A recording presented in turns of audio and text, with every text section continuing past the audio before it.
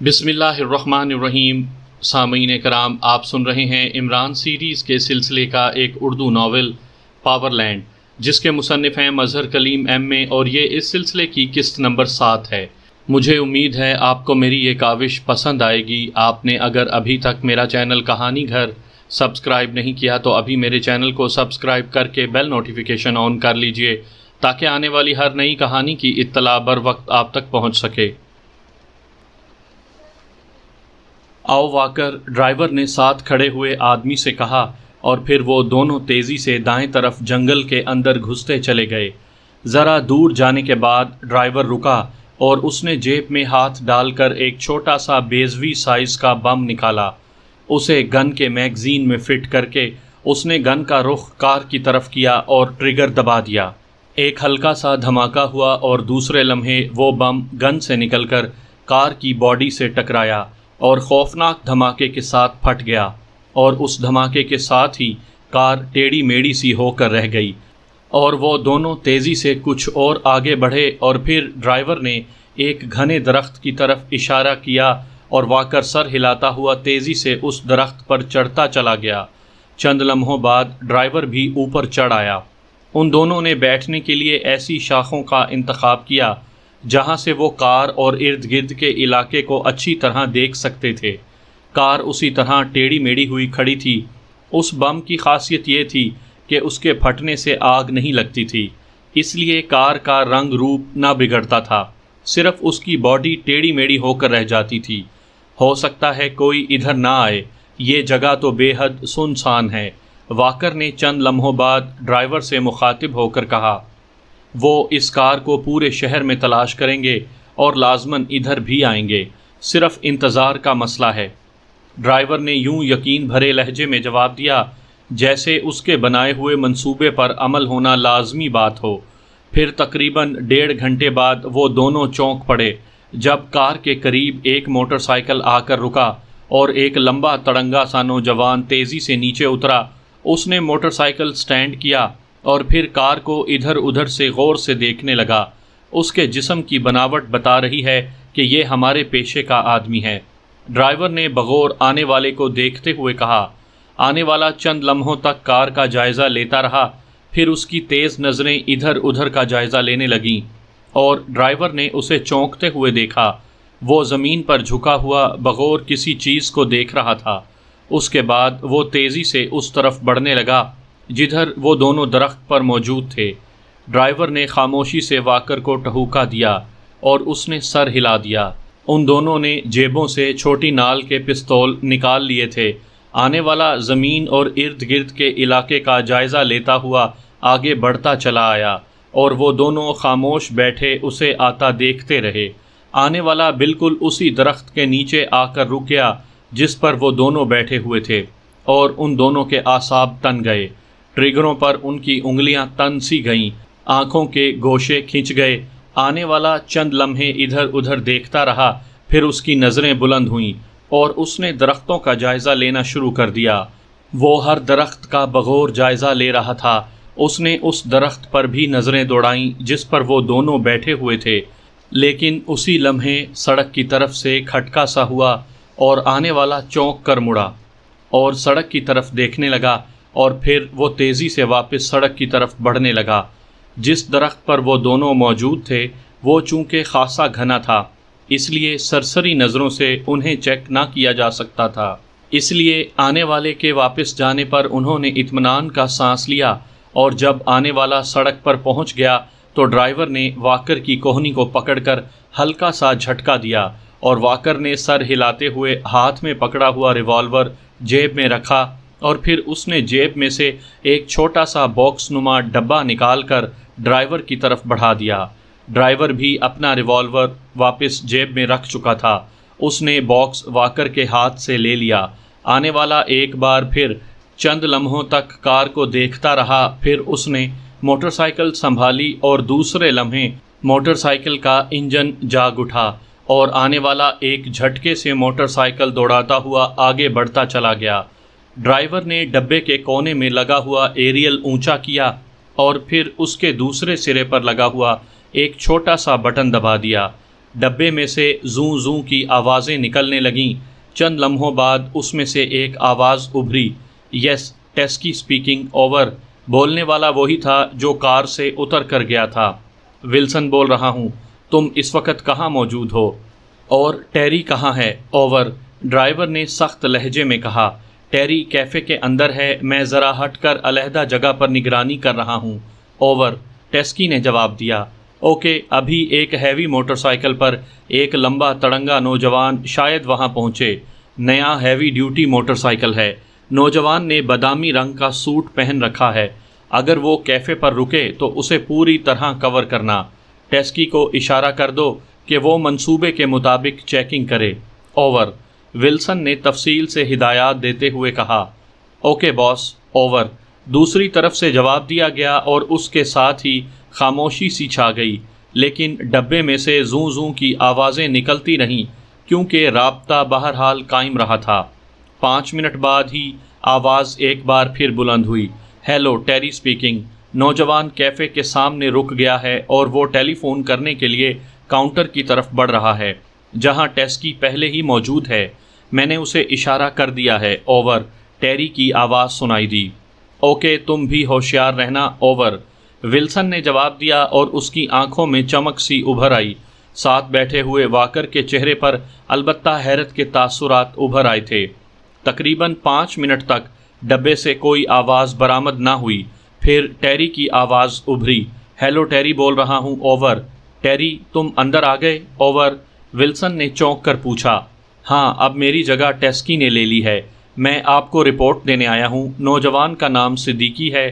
اس نے کہیں فون کیا ہے، نمبر چیک نہیں کیا جا سکا کیونکہ فون کرتے وقت اس نے جسم کی آڑ میں ٹیلی فون کر لیا تھا۔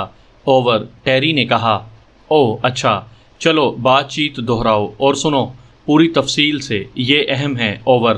ولسن نے تیز لہجے میں جواب دیتے ہوئے کہا، بہتر سر، مجھے چونکہ ٹیسکی نے اشارہ کر دیا تھا اس لیے میں نے 36 ریکارڈر آن کر دیا تھا۔ اس طرح ہر بات اس میں ریکارڈ ہو گئی ہے، وہ میں آپ کو سنا دیتا ہوں۔ اوور۔ دوسری طرف سے ٹیری نے جواب دیا، ویری گڈ، یہ تو تم نے بڑی ذہانت سے کام لیا ہے، گڈ شو، سناؤ۔ اوور۔ ولسن نے مسرت بھرے لہجے میں کہا، سنیے جناب۔ اوور۔ ٹیری نے کہا اور اس کے ساتھ ہی ایک آواز ڈبے پر ابھری، صدیقی اسپیکنگ سر۔ نیلے رنگ کی ڈاٹسن ریگن روڈ پر کھڑی ہے، اسے بم مار کر تباہ کر دیا گیا ہے۔ کوئی چشم دید گواہ موجود نہیں ہے، البتہ میں نے خود اپنے طور پر انکوائری کی ہے تو قدموں کے نشانات کلیری جنگل کی طرف جاتے ہوئے دکھائی دیے ہیں، آگے جا کر ختم ہو گئے ہیں۔ صدیقی، تم وہیں ٹھہرو، میں عمران کو بھیج رہا ہوں، وہ خود چیک کر لے گا۔ ایک دوسری بھاری کرخت اور سپاٹ سی آواز سنائی دی، بہتر جناب، میں انتظار کر رہا ہوں۔ صدیقی کی آواز آئی، تم نے فون کہاں سے کیا ہے؟ پوچھا گیا۔ جنگل سے آگے ایک کیفے رباط ہے، وہاں سے جناب فون کر رہا ہوں، صدیقی کی طرف سے جواب دیا گیا۔ اوکے، تم وہیں کیفے پر ہی رکو، عمران وہیں تم سے ملے گا، دوسری طرف سے کہا گیا اور اس کے ساتھ ہی کلک کی آواز کے ساتھ رابطہ ختم ہو گیا۔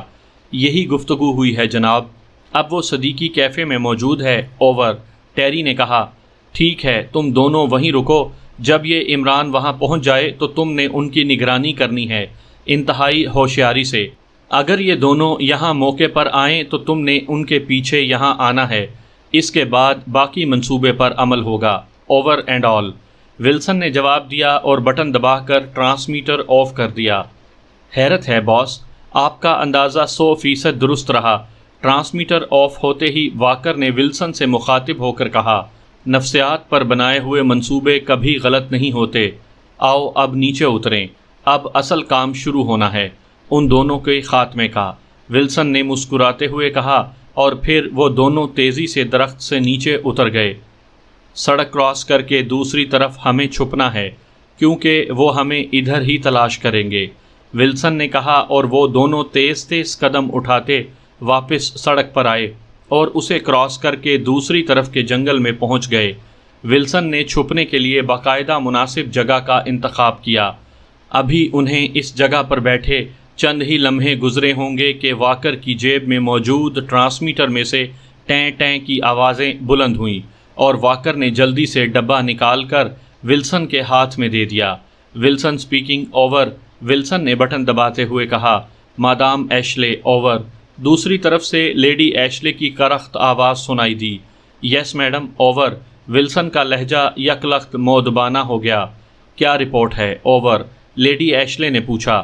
ہمارا منصوبہ کامیاب ہو رہا ہے میڈم، میں نے عمران کے فلیٹ کو بموں سے اڑا دیا ہے اور وہ کار یہاں ریگن روڈ پر لا کر تباہ کر دی اور خود چھپ گئے۔ سیکرٹ سروس کا ایک رکن یہاں پہنچا اور اس نے اپنے باس کو فون کر کے اطلاع دی۔ اب عمران چیکنگ کے لیے آ رہا ہے۔ ہم نے مورچے سنبھال لیے ہیں، جیسے ہی یہ دونوں یہاں پہنچیں گے ان پر گولیوں اور بموں کی بارش کر دی جائے گی اور اس کے بعد ان دونوں کی لاشیں آپ کے سامنے پیش کر دی جائیں گی، اوور۔ ولسن نے تفصیل بتاتے ہوئے کہا، ویری گڈ، تم نے واقعی ذہانت سے منصوبہ بنایا ہے۔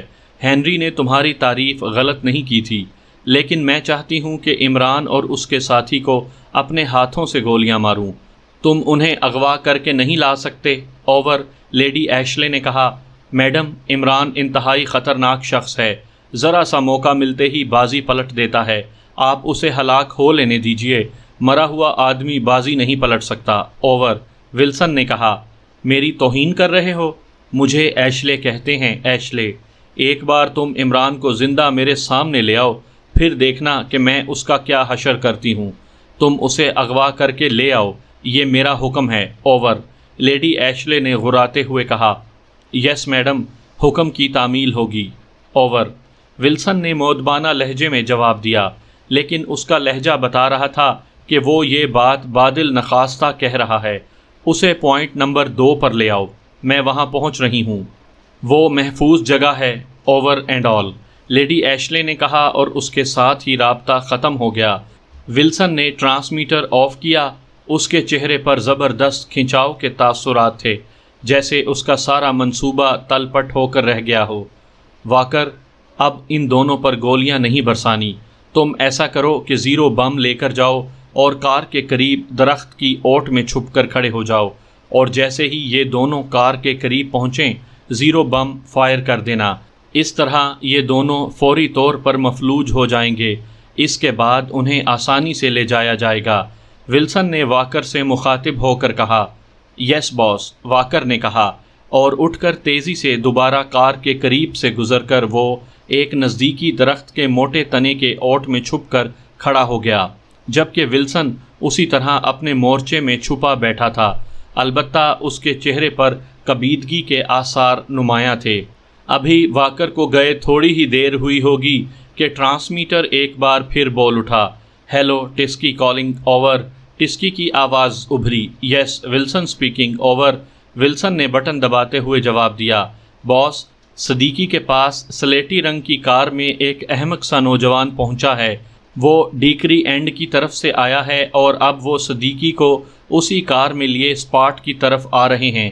ہمیں چونکہ پیدل آنا پڑے گا اس لیے آپ کو کال کیا ہے، اوور۔ ٹسکی نے کہا، اور تو کوئی ان کے پیچھے نہیں ہے، اوور؟ ولسن نے پوچھا۔ نہیں جناب، اور کوئی نہیں ہے، اوور۔ ٹسکی نے جواب دیا، اوکے، تم دونوں جلد از جلد پہنچو، ہم تیار ہیں۔ اب میڈم کا حکم ہے کہ انہیں اغوا کرنا ہے، اوور اینڈ آل۔ ولسن نے کہا اور پھر ٹرانسمیٹر آف کر کے وہ چوکنا ہو کر بیٹھ گیا۔ اسے ٹسکی کی کال سے اس بات کا اطمینان ہو گیا تھا کہ عمران اکیلا ہی آیا ہے، اب اسے آسانی سے کور کیا جا سکے گا اور پھر کار بھی استعمال میں لائی جا سکتی ہے، ورنہ انہیں لے جانا مسئلہ بن جاتا۔ اس کی نظریں ڈیکری اینڈ کی طرف جمی ہوئی تھیں اور چند لمحوں بعد ہی سلیٹی رنگ کی کار ڈیکری اینڈ کی طرف سے آتی دکھائی دی اور وہ تیز رفتاری سے ادھر ہی آ رہی تھی اور ولسن کے اعصاب تن گئے۔ عمران نے کار دانش منزل سے باہر نکالی اور پھر وہ ریگن روڈ کی طرف بڑھنے لگا۔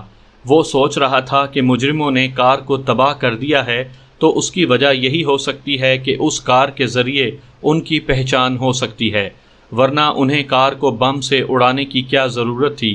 لیکن ایک ایسی کار جس پر نمبر پلیٹ بھی نہ ہو اور ہو بھی نئے ماڈل کی، اس میں ایسی کون سی پہچان ہو سکتی ہے؟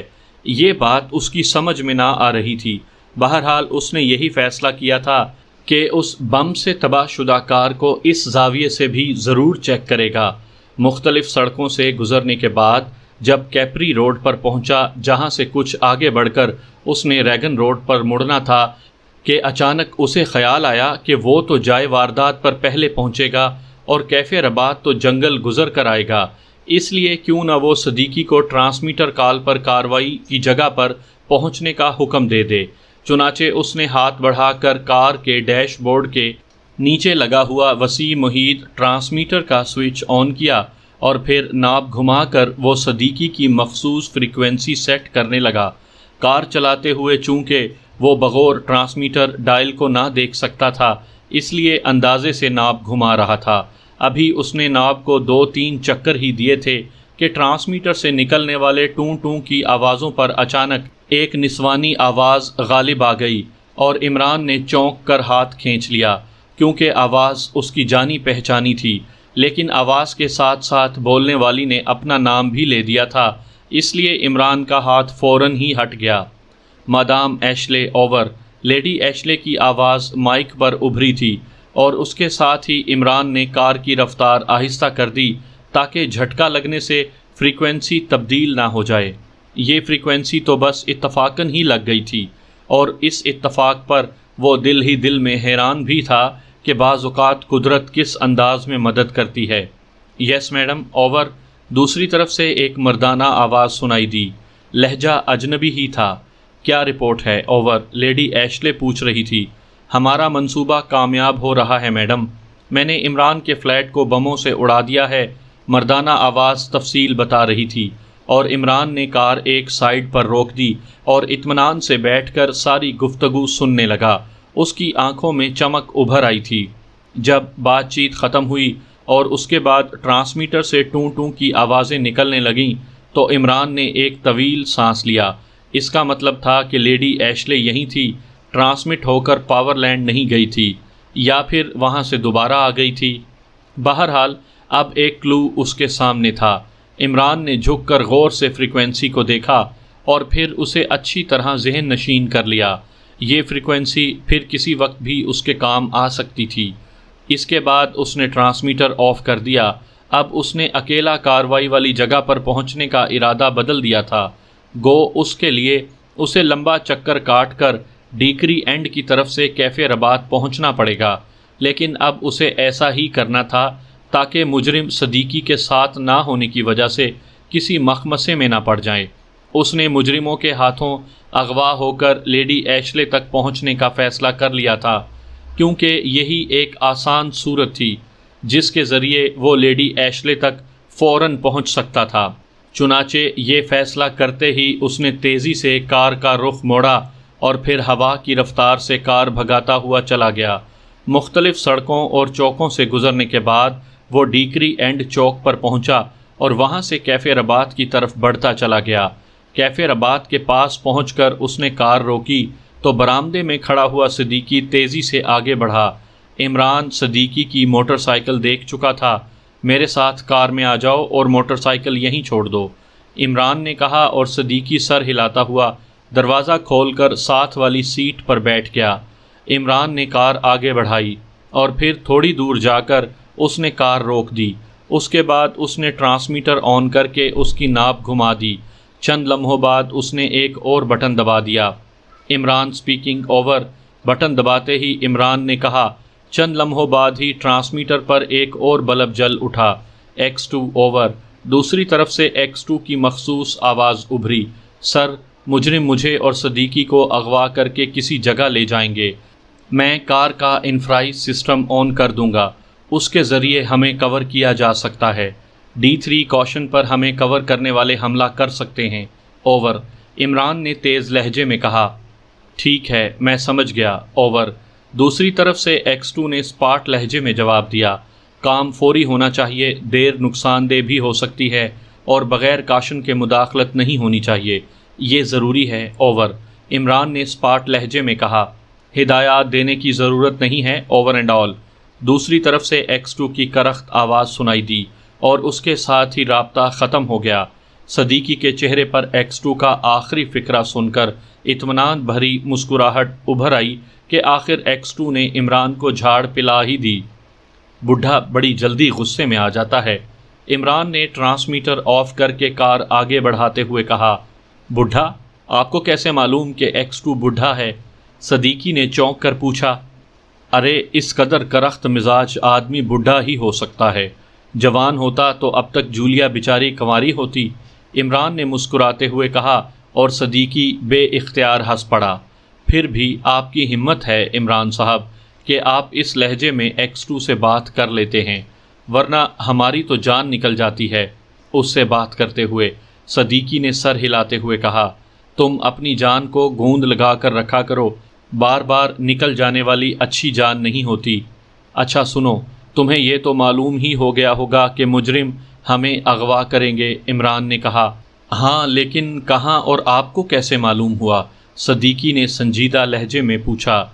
کہاں کا جواب تو یہ ہے کہ وہیں بم سے تباہ شدہ کار کے پاس، اور کیسے کا جواب یہ ہے کہ میں کسی زمانے میں فٹ پاتھ پر بیٹھ کر لوگوں کی قسمتیں دیکھا کرتا تھا، بس تب سے چسکا پڑ گیا ہے علم نجوم کا۔ کہنے کا مقصد یہ ہے کہ ہم نے ضرورت سے زیادہ دفاع نہیں کرنا کہ کہیں وہ گڑبڑا کر گولی ہی نہ مار دیں، اور اتنے آرام سے بھی اغوا نہیں ہونا کہ وہ سمجھیں کہ ڈرامہ کر رہے ہیں، عمران نے مسکراتے ہوئے کہا، اور صدیقی نے مسکرا کر سر ہلا دیا۔ کار آہستہ آہستہ کلیری جنگل کی طرف بڑھی چلی جا رہی تھی، اور پھر سامنے کی ایک سائیڈ پر عمران کو تباہ شدہ کار کھڑی نظر آ گئی۔ عمران نے کار کی رفتار اور تیز کر لی اور بغور چاروں طرف کا جائزہ لینے لگا۔ ادھر ادھر کوئی نظر نہ آ رہا تھا۔ عمران نے کار تباہ شدہ کار کے قریب جا کر کھڑی کی، اور اس کے بعد اس نے انفرائی سسٹم آن کرنے کے لیے ہاتھ سیٹ کے نیچے کونے پر لگے ہوئے بٹن کی طرف بڑھایا ہی تھا کہ سائیں کی آواز سے کوئی چیز سائیڈ کی کھڑکی سے اندر داخل ہوئی اور ڈیش بورڈ سے ٹکرا کر نیچے گر پڑی۔ عمران اور صدیقی چونکے ضرور، لیکن اس کے بعد انہیں یوں محسوس ہوا جیسے ان کے جسموں میں سے زندگی آنن فانن کوچ کر گئی ہو۔ ان کا پورا جسم یک لخت مفلوج ہو کر رہ گیا تھا۔ عمران کا ہاتھ ابھی تک بٹن کے قریب جھول رہا تھا، اسے بٹن دبانے کی مہلت ہی نہ ملی تھی۔ وہ اب صرف دیکھ سکتے تھے، سن سکتے تھے، سوچ بھی سکتے تھے، لیکن حرکت نہ کر سکتے تھے۔ عمران سمجھ گیا کہ انتہائی زود اثر لہروں کے ذریعے انہیں مفلوج کر دیا گیا ہے۔ اس حربے کا تو عمران کو تصور تک نہ تھا۔ وہ تو یہی سمجھتا تھا کہ باقاعدہ حملہ ہوگا، مقابلہ ہوگا، اور پھر انہیں بے ہوش کر کے اغوا کیا جائے گا، لیکن مجرموں نے انتہائی شارٹ کٹ استعمال کیا تھا۔ دوسرے لمحے درخت کی اوٹ سے ایک آدمی تیزی سے نکلا اور کار کی طرف لپکا۔ اس نے بڑی پھرتی سے کار کا دروازہ کھولا تو عمران، جس کا کاندھا دروازے سے ٹکا ہوا تھا، کسی بوری کی طرح باہر کی طرف گرنے لگا۔ آنے والے نے عمران کو کھینچ کر کاندھے پر ڈالا اور پھر پچھلا دروازہ کھول کر درمیانی جگہ پر ڈال دیا۔ اتنی دیر میں دوسرا آدمی بھی پہنچ گیا، اور دوسرے لمحے صدیقی بھی عمران کے اوپر پہنچ گیا۔ اب ڈرائیونگ سیٹ پر بعد میں آنے والا بیٹھ گیا، جبکہ ساتھ والی سیٹ پر درخت کی اوٹ سے نکلنے والا بیٹھ گیا۔ ٹیری اور ٹسکی ابھی تک نہیں پہنچے۔ ڈرائیونگ سیٹ پر بیٹھے ہوئے آدمی نے کرخت لہجے میں کہا، اور عمران نے آواز پہچان لی کہ یہ وہی شخص ہے جو لیڈی ایشلے سے بات کر رہا تھا۔ وہ آ گئے باس، دوسرے لمحے قریب بیٹھے ہوئے فرد نے کہا، اور چند لمحوں بعد دوڑتے ہوئے قدموں کی آوازیں تیزی سے قریب آتی چلی گئیں۔ بیٹھ جاؤ جلدی، پچھلی نشست پر، ڈرائیور نے کھڑکی سے سر باہر نکال کر تیز لہجے میں کہا۔ اس کے ساتھ ہی دروازے کھلے اور پھر دو افراد سیٹ پر اچھل کر بیٹھ گئے۔ ان کے سانس تیز تیز چل رہے تھے، جیسے وہ کافی دور سے دوڑتے ہوئے آئے ہوں۔ ان کے اندر بیٹھتے ہی کار ایک جھٹکے سے آگے بڑھی اور پھر انتہائی تیز رفتاری سے دوڑتی چلی گئی۔ باس، کار راستے میں چند منٹ کے لیے رکی تھی، پیچھے بیٹھے ہوئے شخص نے کہا۔ اوہ کیوں؟ کیا یہ باہر نکلے تھے؟ ڈرائیور نے چونکتے ہوئے پوچھا۔ نہیں جناب، اندر ہی بیٹھے رہے تھے، پہلے نے جواب دیا۔ اوہ، ضرور کوئی ٹرانسمیٹر کال کا مسئلہ ہوگا، ڈرائیور نے چونک کر کہا، اور پھر چند لمحوں بعد اس کی آواز ابھری۔ کار میں ٹرانسمیٹر موجود ہے، ہمیں فوراً یہ کار چھوڑنی ہوگی، باس نے تیز لہجے میں کہا، اور اس کے ساتھ ہی کار کی رفتار آہستہ ہوئی اور پھر رک گئی۔ ہم جنگل کے درمیان سے پیدل جائیں گے، محفوظ جگہ پہنچ کر ٹیری کسی ٹیکسی کا بندوبست کر کے لے آئے گا۔ ڈرائیور نے تہکمانہ لہجے میں کہا، اور پھر عمران اور صدیقی کو کاندھوں پر ڈال دیا گیا اور وہ چاروں تیزی سے جنگل کے اندر گھستے چلے گئے، اور عمران ڈرائیور کی ذہانت پر دل ہی دل میں داد دینے پر مجبور ہو گیا۔ بڑے سے کمرے کے فرش پر عمران اور صدیقی مفلوج پڑے ہوئے تھے، ان کی گھڑیاں، جوتے اور کپڑے تک اتار لیے گئے تھے۔ اب ان دونوں کے جسموں پر صرف انڈر ویئر موجود تھے۔ کپڑے اتارنے کی کارروائی ولسن کی تھی، وہ کسی قسم کے رسک لینے کا قائل نہ تھا۔ کمرے میں ولسن کے ساتھ اس کے تینوں ساتھی ٹیری، ٹسکی اور واکر موجود تھے۔ ان سب کے ہاتھوں میں ریوالور تھے اور ولسن نے انہیں باقاعدہ منصوبے کے تحت مختلف جگہوں پر تعینات کیا تھا۔ ولسن کے رویے سے یوں محسوس ہو رہا تھا جیسے اسے ہر لمحے عمران اور صدیقی سے خطرہ ہو۔ کمرے کا اکلوتا دروازہ بند تھا اور ولسن بذات خود اس دروازے کے قریب کھڑا ہوا تھا۔ اس کے چہرے پر بے چینی اور اضطراب نمایاں تھا۔ وہ بار بار مڑ کر بڑی بے چینی سے دروازے کی طرف دیکھ رہا تھا، جیسے اسے کسی کی آمد کا شدت سے انتظار ہو۔ تھوڑی دیر بعد دروازہ کھلا اور ولسن اور اس کے ساتھی چوکنا ہو گئے۔ لیڈی ایشلے دروازے میں داخل ہوئی۔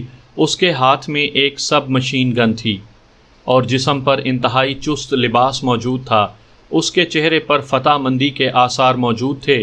وہ دروازے سے اندر آ کر رک گئی اور اس کی نظریں سامنے فرش پر پڑے ہوئے صدیقی اور عمران پر جم گئیں۔ ان میں عمران کون سا ہے؟ لیڈی ایشلے نے پوچھا۔